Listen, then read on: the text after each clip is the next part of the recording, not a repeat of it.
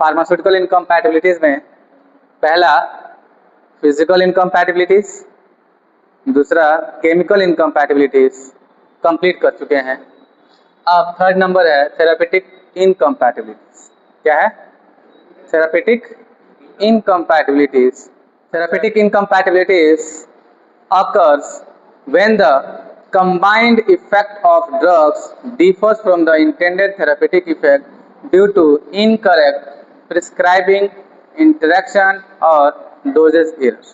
कह रहा है सिंपल वर्ड में समझिए कि थेरापेटिक इनकम्पैटिबिलिटीज कब होता है, मतलब कि जब ड्रग आपके बॉडी के अंदर जब जाएगा तो उस टाइम उसको थेरापेटिक इफेक्ट देना चाहिए था, उस टाइम आपको थेरापेटिक में इनकम्पैटिबिलिटीज पैदा कर रहा है।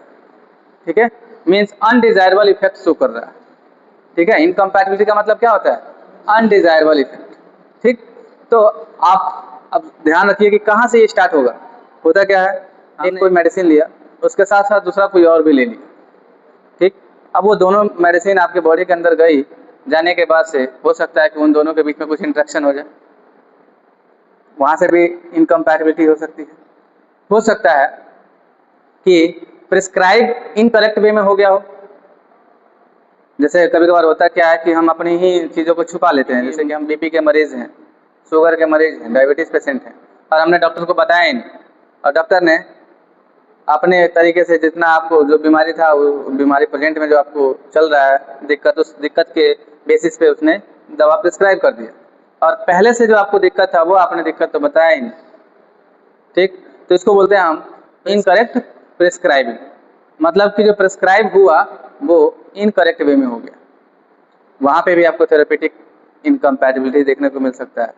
फिर इंटरेक्शन, मैंने बताया कि हो सकता है कि जो आपने मेडिसिन लिया या कुछ ऐसा खाना खा लिया और साथ में वो मेडिसिन भी ले लिया, मेडिसिन और जो फूड है आपके स्टमक में, उन दोनों के बीच में इंटरेक्शन हो गया, तो फिर आपको क्या होगा? इनकम्पैटिबिलिटी होगा। हो सकता है वॉमिट हो जाए, हो सकता है कि कुछ और टॉक्सिक इफेक्ट शो करने लगे, कुछ पॉइजन आपके अंदर बनने लगे। और डोजेज एरर, डोजेज एरर में क्या होता है कि हमें कितना अमाउंट में लेना था वो हमने ध्यान नहीं दिया। फिर ये भी हो सकता है कब किसके साथ कौन सी दवाई खानी थी ये भी हम मिस्टेक कर गए, तो ये सब डोज एरर में आता है। ये सब गलतियों की वजह से ही आपका थेरेपेटिक इफेक्ट में इनकम्पैटिबिलिटीज दिखने लगता है। ठीक है, बात समझ में आ गई? तो लिखिए, therapeutic इनकम्पैटिबिलिटीज occurs when in the combined effect of drugs differ from the intended therapeutic effect due to incorrect prescribing, interaction और डोज एरर और डोज एरर्स कि क्या क्या कारण हो सकता है इस थेरेपेटिक इनकम्पैटिबिलिटीज का। क्या रॉन्ग डोज देंगे तब भी आपको थेरेपेटिक इनकम्पैटिबिलिटी देखने को मिलेगा। Wrong drug combination, drug interaction, duplicate therapy, prescribing error, prescribing error, dispensing error and patient non compliance. ये कुछ कॉजेज हैं जो थेरेपेटिक इनकम्पैटिबिलिटीज होने में आपको दिखे। कौन कौन से टाइप्स हैं थेरेपेटिक इनकम्पैटिबिलिटीज? पहला है ओवरडोज।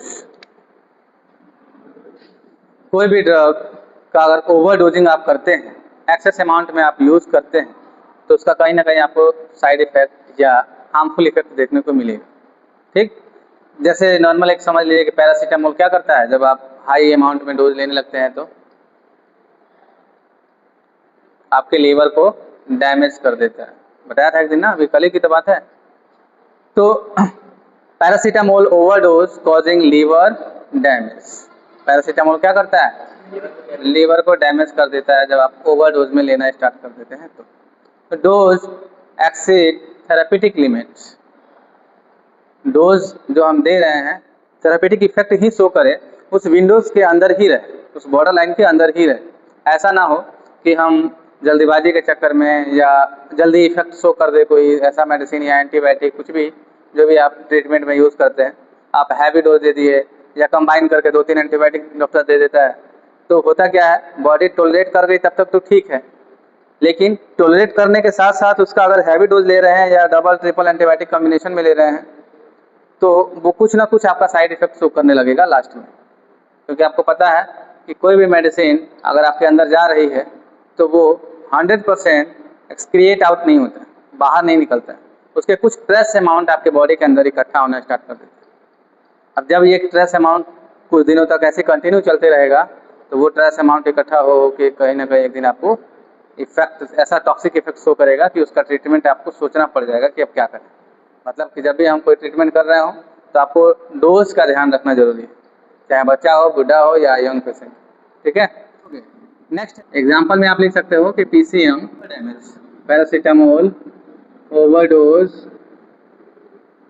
Causing liver damage.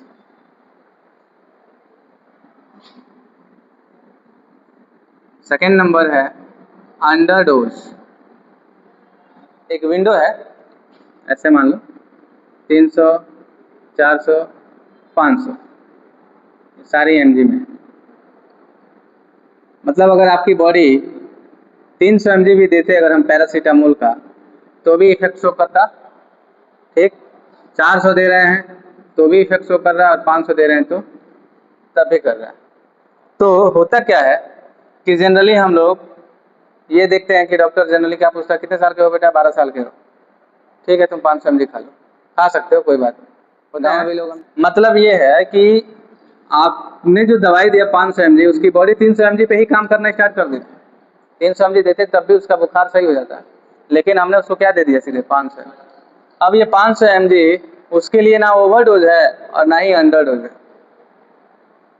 मतलब अगर इससे ज़्यादा अगर हम देते 650 mg दे देते तब ये कहते कि हाँ भाई ये तो ओवरडोज हो गया, ओवरडोज। लेकिन अगर 500 mg तक दे रहे हैं तो हाँ ठीक है कोई बात नहीं, हो जाएगा बुखार इसका सही हो जाएगा, दे दो।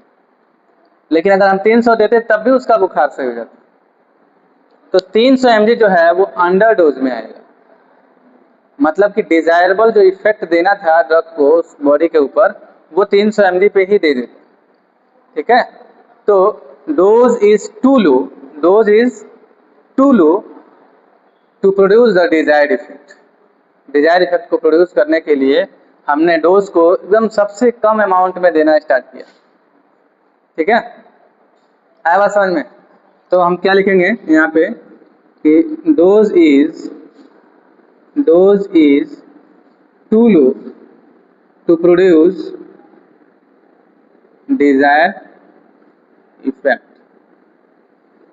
लो अमाउंट में हो, लेकिन लो अमाउंट में होने के साथ साथ वो डिजायरेबल इफेक्ट शो कर रहा है, वही डोज अंडरडोज कहलाता है। सी नंबर है एंटागोनिज्म। इसका मतलब होता है रिड्यूस इफेक्ट। ठीक है, इफेक्ट को क्या करता है? ये रिड्यूस कर देता है, या यूँ समझ लें कि ये डिक्रीज कर देता है। ठीक है, रिड्यूस कर देना, कम कर देना, या डिक्रीज कर देना, घटा देना। ठीक है, एंटागोनिज्म का अगर कहीं भी बात आए, वर्ड ये आए, तो इसका मतलब कि ये रिड्यूस कर दे रहा है उसके इफेक्ट को। अब ये किस तरीके का इफेक्ट को रिड्यूस कर रहा है?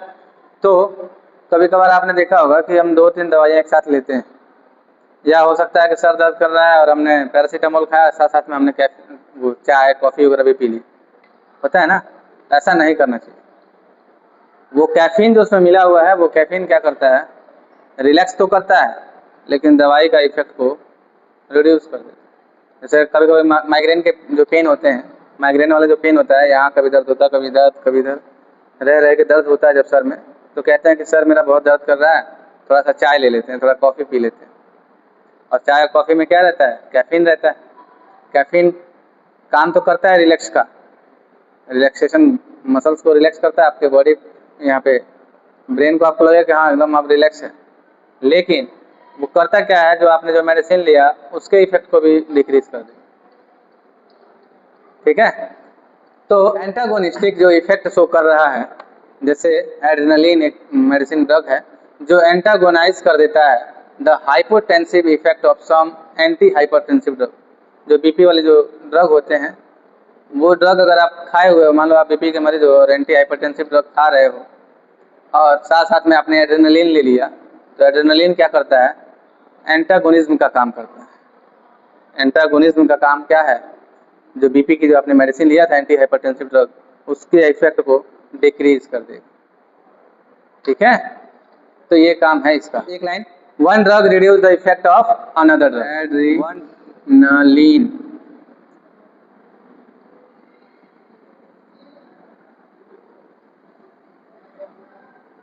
hypertensive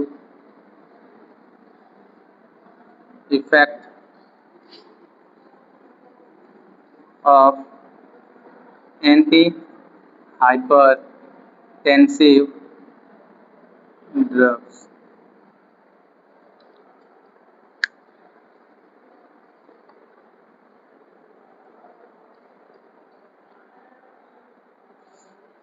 ये एग्जांपल है, एड्रेनलिन क्या करता है, एंटागोनाइज कर देता है किसका, हाइपरटेंसिव इफेक्ट को। जो एंटी हाइपरटेंसिव ड्रग हैं उनके हाइपोटेंसिव इफेक्ट को, हाइपर नहीं है जी, hypotensive, hypotensive drugs, hypotensive effect, दो वर्ड आते हैं, हाइपर और हाइपो।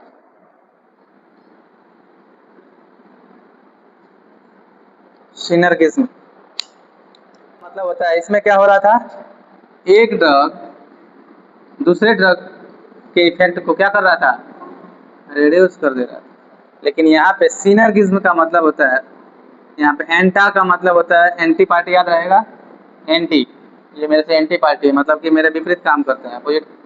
और यहाँ पे सिनर्गिज्म का मतलब होता है कंबाइन होके काम करना, कंबाइंड होके।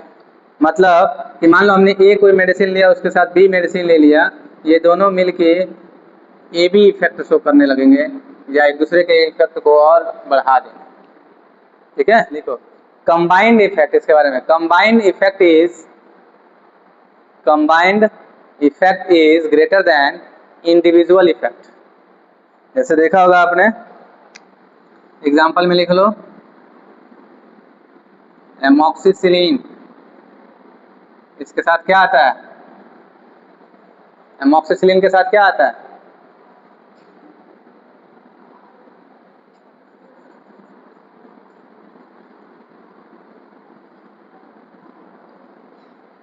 क्लैवुलेनिक एसिड के साथ आता है।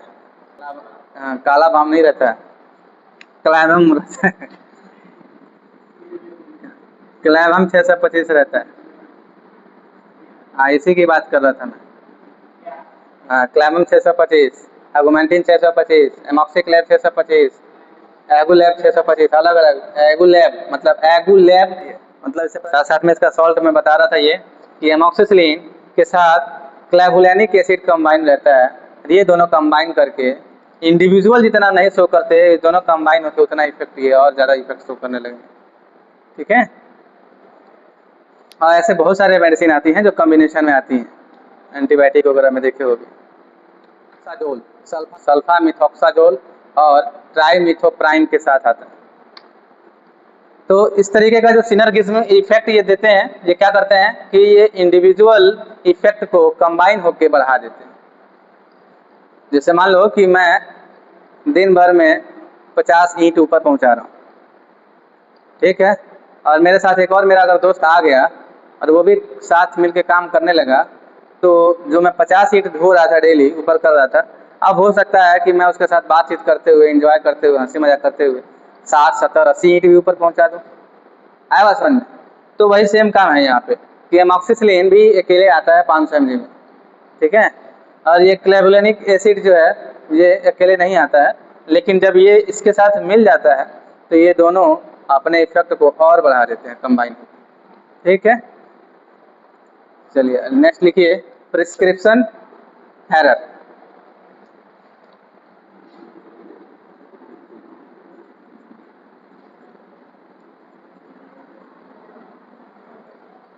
प्रिस्क्रिप्शन एरर, इसमें क्या करना है? प्रिस्क्रिप्शन एरर का मतलब सिंपल इसके नाम से ही पता चल जा रहा है कि जो आप डॉक्टर प्रिस्क्राइब कर रहा है उसमें कुछ ना कुछ एरर है, इसके वजह से ये थेरेपेटिक इनकम्पैटिबिलिटी जा रही है। क्या क्या एरर हो सकता है? रॉन्ग डोज दे सकता है ना, रॉन्ग स्ट्रेंथ के मेडिसिन को प्रिस्क्राइब कर सकता है, रॉन्ग डोजेस फॉर्म में प्रिस्क्राइब कर सकता है। हो सकता है कि बच्चे को टैबलेट नहीं खा सकता है लेकिन उसको टैबलेट लिख दिया सस्पेंशन सिरप की जगह पे। और रॉन्ग रूट भी हो सकता है। गलत रूट कैसे हो सकता है? किसी मान लो आईवी और आईएम है, ठीक है, मेगा पेन का इंजेक्शन लगता है, मोनोसेफ का इंजेक्शन लगता है ना, तो मोनोसेफ का जो इंजेक्शन लगता है वो हमेशा आईवी लगता है, आईएम भी लगता है, ऐसा नहीं आईएम नहीं लगता। क्योंकि अब मान लो किसी बच्चे को लगाना है, अब उसको आप आईवी नहीं दे पा रहे हो, आईएम लगा रहे हो, तो आईएम लगाओगे जब भी मस्कुलर में लगता है तो कभी भी आईवी के कंपैरिजन में कम अमाउंट में लगता है। मतलब अगर 5 ml इंजेक्शन आप वेन में डाल सकते हो, लेकिन अगर आप मसल्स में 5 ml डाल दोगे तो कूदने लगेगा वो, ठीक है। मसल्स उतना पानी जितना जल्दी एब्जॉर्ब तो करेगा नहीं, धीरे धीरे खींचेगा, तो अमाउंट कम करके डालना चाहिए, है ना। कभी कभार ऐसा भी होता है कि इसको आईवी लगाना था आईएम लगा दिए, आईएम लगाना था आईवी लगा दिए।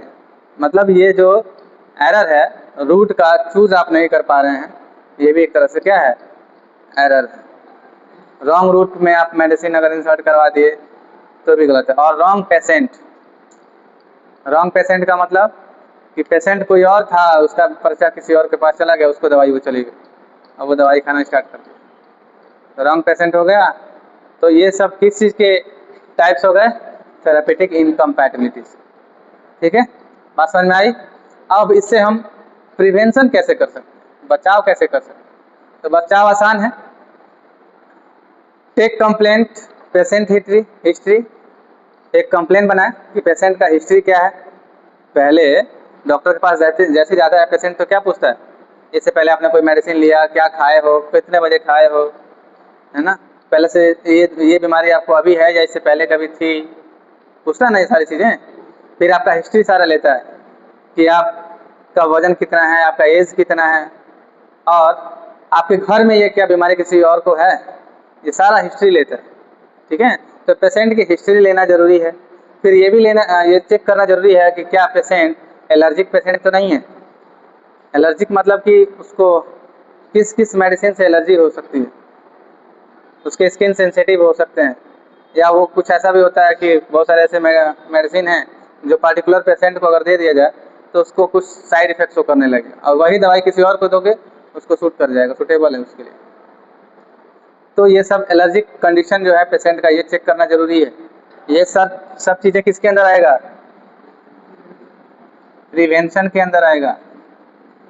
बचाव किससे? थेरेपेटिक इनकम्पैटिबिलिटी से। क्या क्या था? पहला wrong patient, sorry wrong patient कह रहा हूँ, पेशेंट से आपको क्या करना है? उसकी हिस्ट्री लेनी है, उसके बाद से उसका एलर्जिक कंडीशन चेक करना है कि पेशेंट एलर्जिक वाला तो नहीं है। फिर थर्ड नंबर है रिव्यू ड्रग इंटरेक्शन। जब उसको आप दवाई दे रहे हो तो 1-2 दिन बाद उससे रिव्यू लेना जरूरी है कि हाँ कल आके आप फिर से एक बार चेक करवा लेना। उससे रिव्यू लेंगे हम कि क्या आपने दवाई खाया तो उसके बाद से कोई आपको इंटरेक्शन तो नहीं हुआ, कोई ऐसा रिएक्शन तो शो नहीं कर दिया आपको, ठीक है।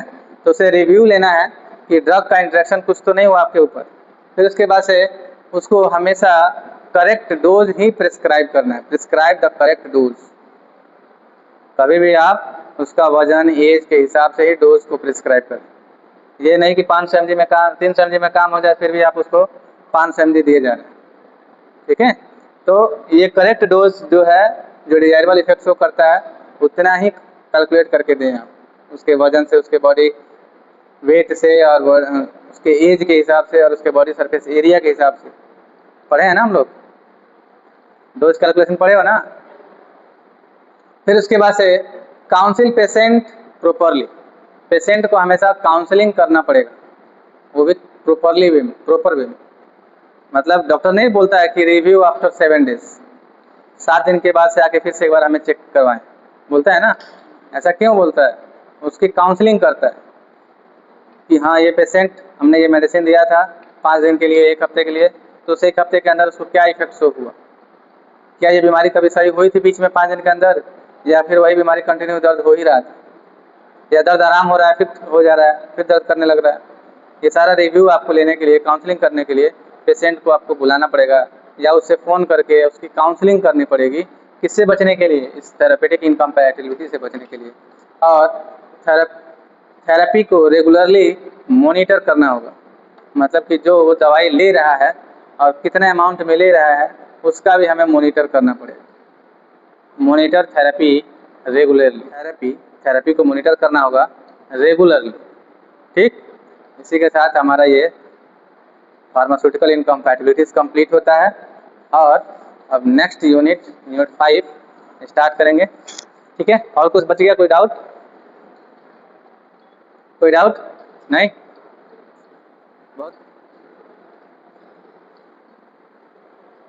ठीक है, चलिए तो फिर अब नेक्स्ट यूनिट स्टार्ट करेंगे।